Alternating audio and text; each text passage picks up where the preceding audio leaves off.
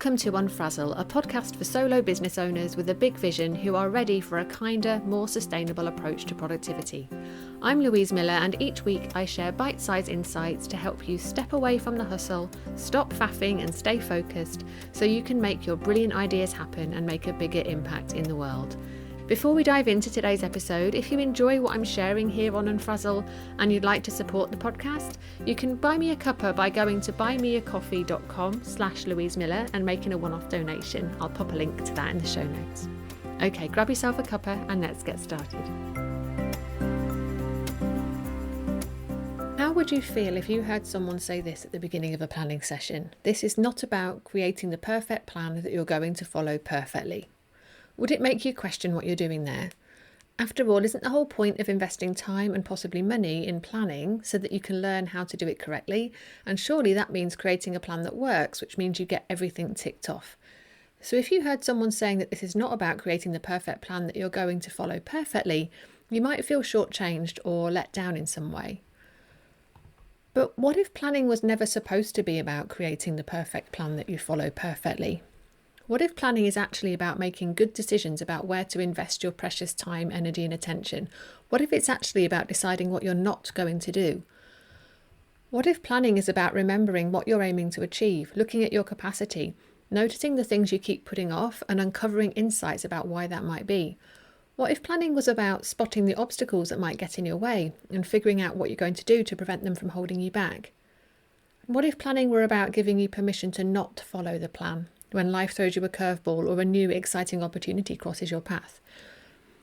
Would it matter whether or not you ended that planning session with the perfect plan that you're going to follow perfectly?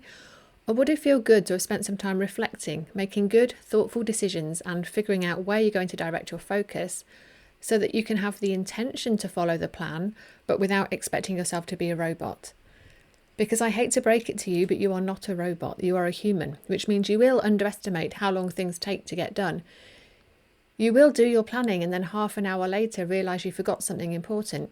You'll have days where your energy is on the floor and days where you feel on top of the world, and you won't know which days are going to be which when you're making your plan. Which is why I tell members of Make It Happen Club time and time again that we're not there to create a perfect plan. We're there to make sure we're being thoughtful and considered, creating the conditions we need to have an incredible month that's going to move us in the direction we want to be heading in. I never ask them whether or not they got everything done last month, because planning is not a pass-fail situation. It's an opportunity. We can never fail when it comes to following our plans. We either succeed or we learn. So planning done right gives you the opportunity to notice those lessons and then integrate them so you can do things differently next time. Again, not with the expectation that you're eventually going to get it right. There is no right. But so that you can keep discovering more about what works for you, what you're avoiding and why, where you might benefit from asking for help, and the small adjustments that you can make to help you be more intentional as you go about your life. So how's your relationship with planning right now? Are you expecting it? Are you expecting you to be perfect and then beating yourself up when the inevitable happens? How would it feel to loosen your grip, to allow the plans that you make to be a little less rigid, but without letting yourself off the hook? And that's not always an easy balance to find, but the first step is to remember that planning is not about perfection, it's about progress. And yes, I know it sounds like AI came up with that, but I promise this is all me. So as always, I hope that this helps, and I look forward to seeing you again soon. Thank you for listening to Unfrazzle. If you enjoyed this episode, please subscribe and share it with a friend who needs a dose of calm productivity in their life. And I'd love it if you could leave me a rating or a review, as that will help more people discover the podcast. And if you're struggling with productivity right now, take my free assessment to find out what's really getting in the way of you getting things done. It takes less than 3 minutes to complete, and I'll send you tailored resources and insights that will help based on your score.